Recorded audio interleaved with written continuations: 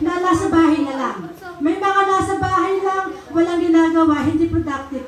Pero may mga tao patuloy at patuloy nag-a-unlock ng kanilang potential. Na meron pa po silang magagawa, very productive pa.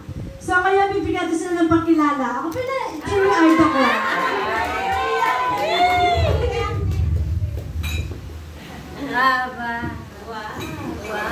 Cheers!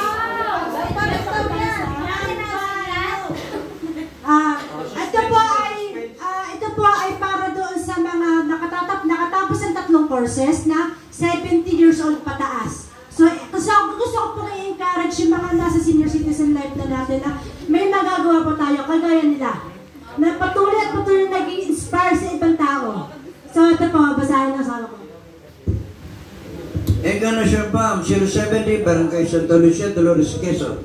Special Achievement Award is given to the following students having been declared as the most senior students of Encarnacion Palm, namely Hilario B. Carpio, for having been declared as the most senior male student who has completed the 3 qualification courses of the Encarnacion Palm, namely Organic Agriculture Production NC2, Agro-Entrepreneurship NC2, and Agricultural Production NC2 from school years 2023 to 2024.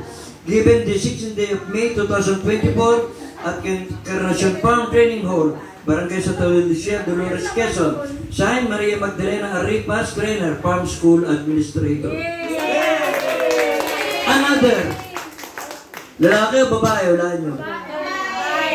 Special, and the same Special Achievement Award is awarded to Nelly D. San Jose, who has been declared as the most senior female student who has similarly completed the 3 qualification courses offered by Encarnacion Farm, Organic Agriculture Production NC2, Agro-Entrepreneurship NC2, and Agricultural Crop Production NC2 from school years 2023 to 2024. Given the 6th day of May 2024 at Encarnacion Farm Training Hall, Barangay Santa Lucia, Dolores, Quezon. Signed, Maria Magdalena, Refran Ripas, School Administrator. At hindi lang po nagtatapos nun doon, sapagkat may konti akong pakimkim para sa kanila.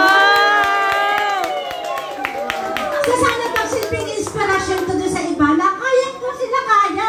Si Ate Nelly niya, naugod-ugod pa, may nakatapos ng 3 course. Si Kuya Larry, lagi may dala yung nebulizer. Tuwing umaga, binibigay ko pa yung mga yan. Pero nakatapos. So, congratulations, palakpakan po.